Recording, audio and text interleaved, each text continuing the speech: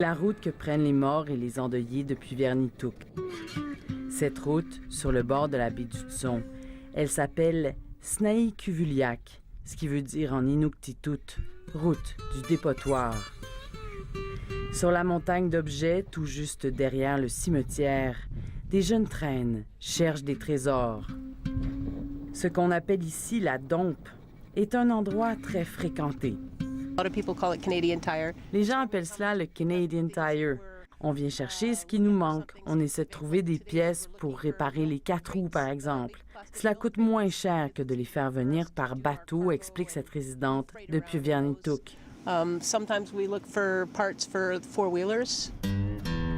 Le Nunavik, c'est 14 villages dont on ne peut sortir que par avion ou par bateau. Ce sont donc 14 dépotoirs où les déchets qu'on ne peut enfouir dans le sol s'accumulent, car tout ce qui monte au nord n'en redescend pas.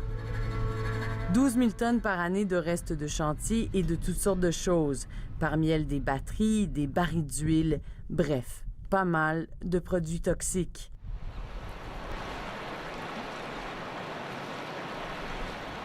Dans l'immense beauté des paysages du Nord, ces déchets forment un outrage.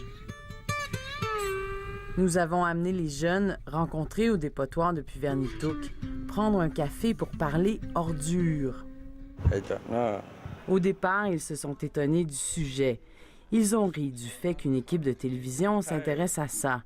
Et pourtant, le sujet les touche. J'ai honte, ça me rend nerveux. Je trouve ça anxiogène, nous dit Morag Kwanaluk, 21 ans.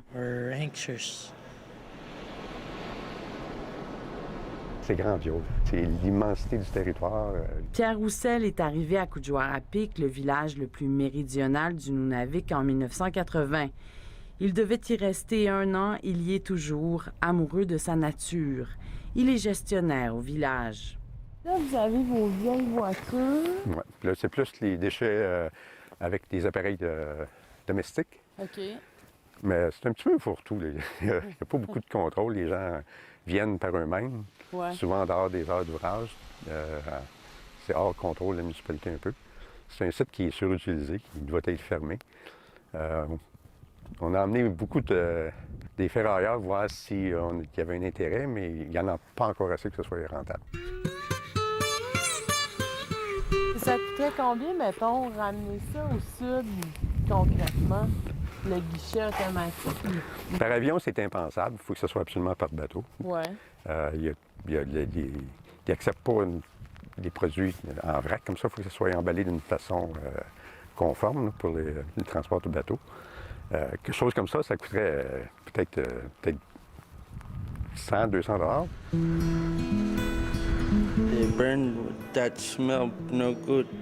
Quand ça brûle, ça pue, dit Sailassi, car les matières combustibles et les eaux usées sont éliminées par le feu.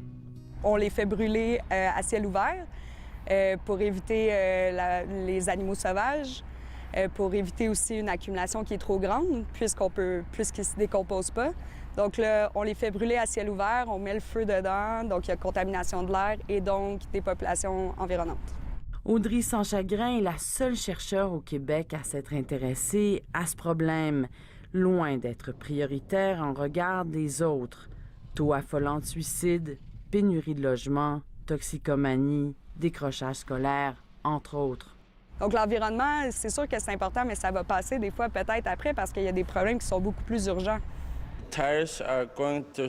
Il y a des villages qui envoient les vieux pneus dans le sud. C'est ça qu'on devrait faire, envoyer le plus de choses dans le sud, dit Sailassi. C'est déjà le cas pour les canettes et les vieux appareils électroniques qui prendront le bateau et seront recyclés à Montréal. Tout doucement aussi, on commence à évacuer des sols contaminés. In your lifetime, you're going to see that disappear. Yeah. It's not gonna disappear. Morad croit qu'un jour, ces dépotoirs ne seront plus qu'un souvenir. Son ami Sailassi rit un peu. Ils seront toujours là, dit-il. On en a besoin. Selon un plan de l'autorité régionale du Nunavik écrit en 2013, les dépotoirs devraient éventuellement être au moins plus sécuritaire et muni de membranes pour protéger les sols. Émilie Dubreuil, Radio-Canada, Nunavik.